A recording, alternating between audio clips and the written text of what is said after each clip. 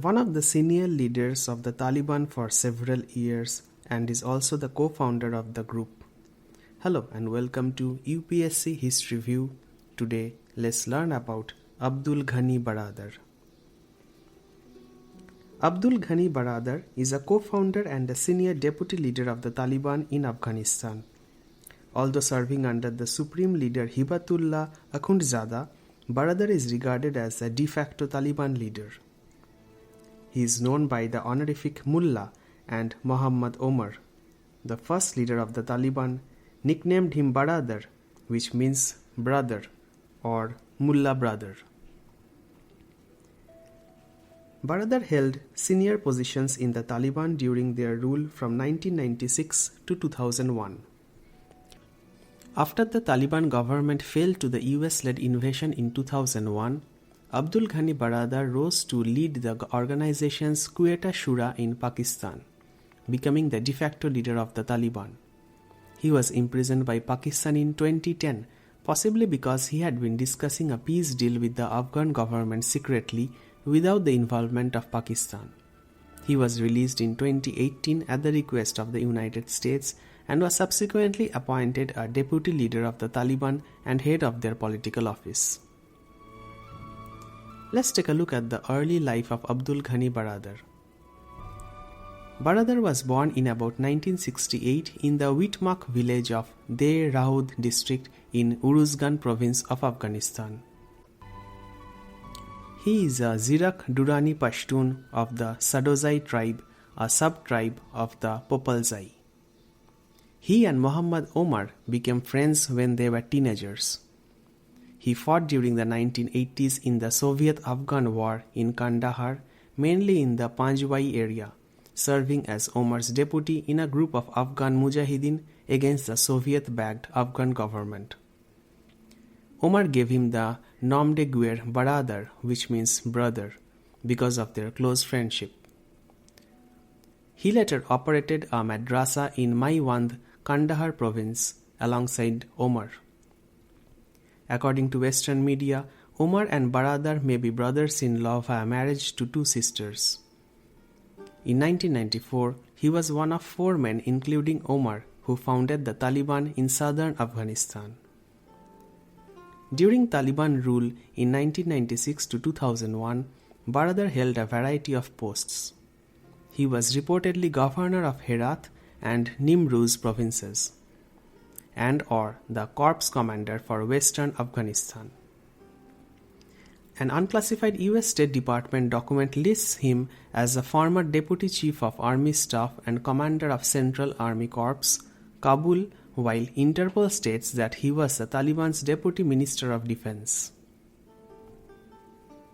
Let's take a look at Abdul Ghani Baradar in the context of the war in Afghanistan.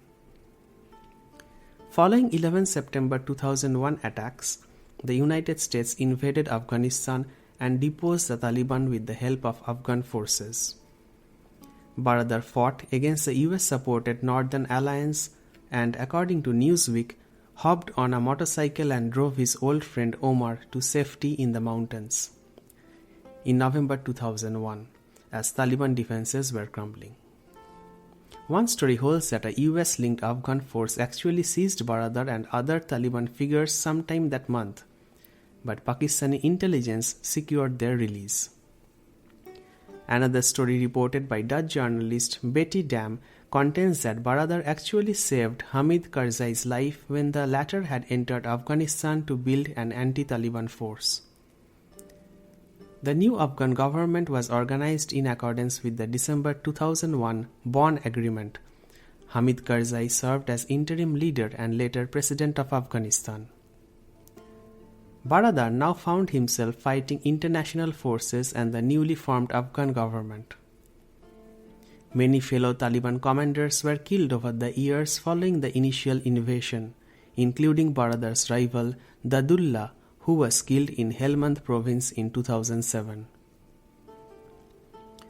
Baradar eventually rose to lead the Quetta Shura and become the de facto leader of the Taliban, directing the insurgency from Pakistan.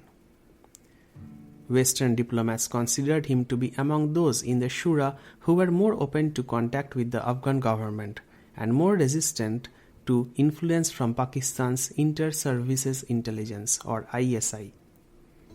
Temperament-wise, Baradar has been described as acting as an old-fashioned Pashtun tribal head and a consensus builder.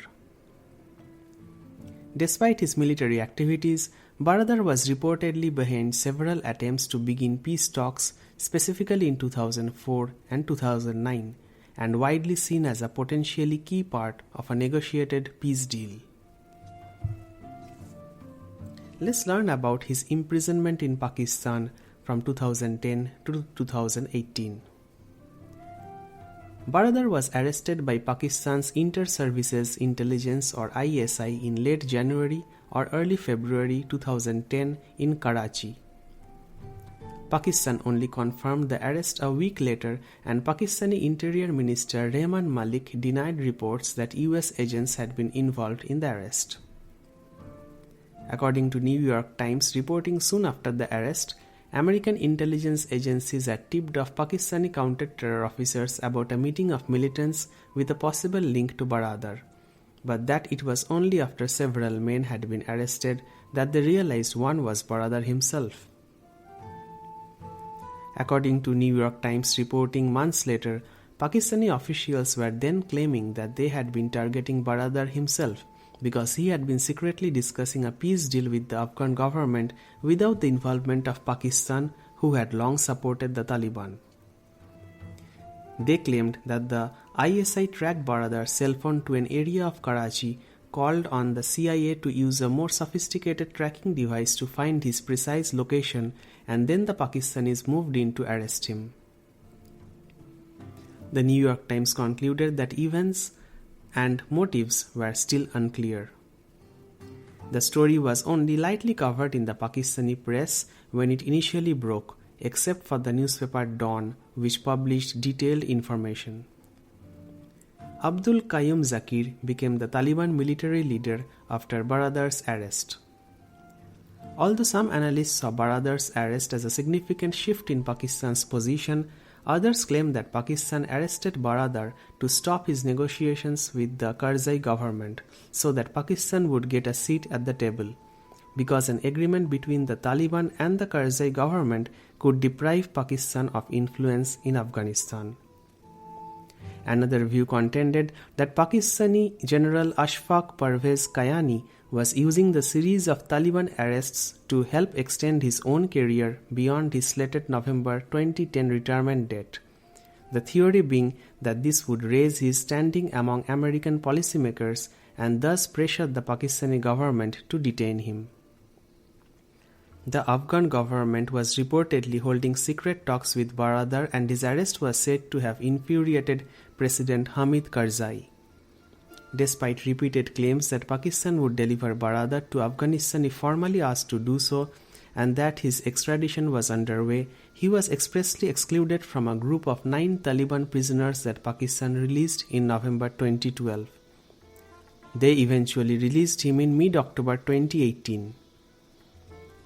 Washington Special Envoy Zalmay Khalilzad said that he had asked Pakistan to release him as Khalilzad believed Baradar could help in the Afghan peace processes.